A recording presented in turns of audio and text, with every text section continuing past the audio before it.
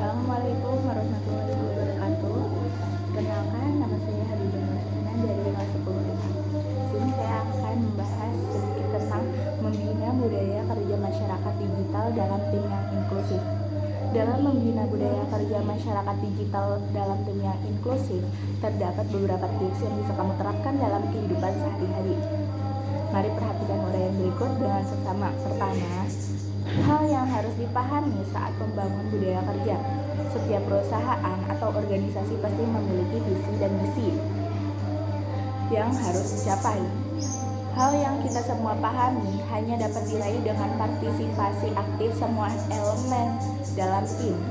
Semua pihak dalam perusahaan, elemen dalam tim, organisasi harus memiliki persepsi dan pemahaman yang sama untuk tumbuh dan maju. Tak sekedar tumbuh dan maju, namun tumbuh maju dengan cepat. Kita sedang bicara dalam konteks era digital, era di mana semuanya bergerak dengan cepat, bahkan terkadang tanpa kita sadari. Lalu, apa dan bagaimana budaya kerja yang baik? Tentu kamu dan anggota tim yang paling tahu. Budaya kerja apapun yang ingin kamu bangun bersama tim perlu memahami hal-hal berikut. A.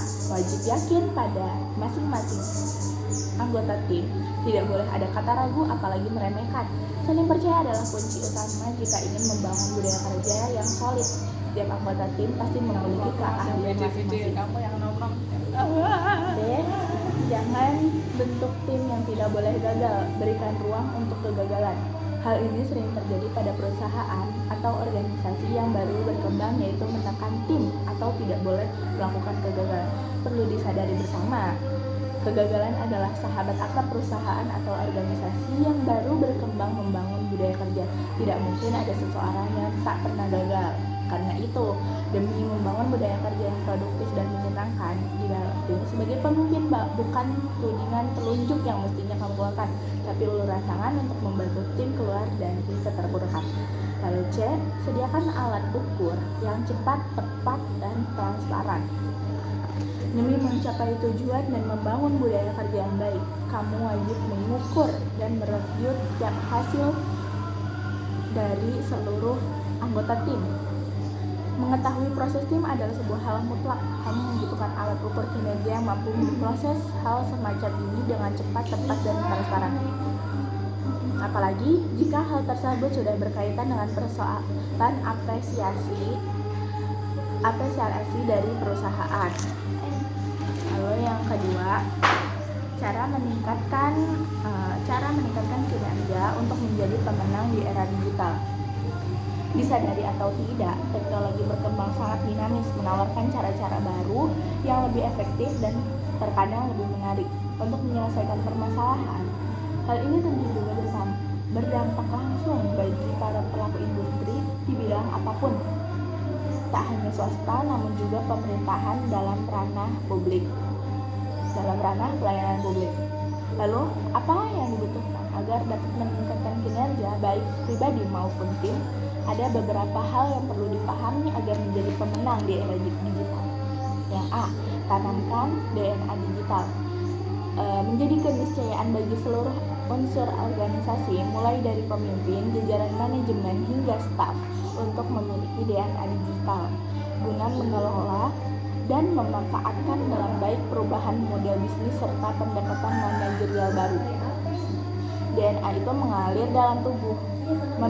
Memiliki DNA digital artinya tubuh kita berpikir, bereaksi, dan bertindak secara naluriah menanggapi tren dan perubahan apapun yang berkaitan dengan digitalisasi. Lalu yang B, biasakan otomatisasi. Jika ada hal dalam pekerjaan yang bisa dilakukan secara otomatis menggunakan bantuan teknologi dan terbukti menyingkat waktu, tidak ada alasan untuk kamu masih melakukannya secara manual. Yang C, budayakan sikap partisipatif. Era digital adalah era kolaborasi. Jika kamu seorang pemimpin, memimpinlah dari tengah kelompok. Bukan saatnya kamu untuk selalu berdiri di depan. Kamu bukan tiang bendera. Dalam praktek kepemimpinan di era digital, pemimpin harus bersedia dan mampu berkomunikasi dengan cara, alat, dan saluran baru yang berfokus pada dialog dan kolaborasi, bukan perintah dan kontrol. Pemimpin harus melakukan pengecekan kinerja secara berkala sambil melakukan diskusi tentang keterlibatannya masing-masing. Jika kamu seorang staf, sudah saatnya lebih terlibat dalam tim.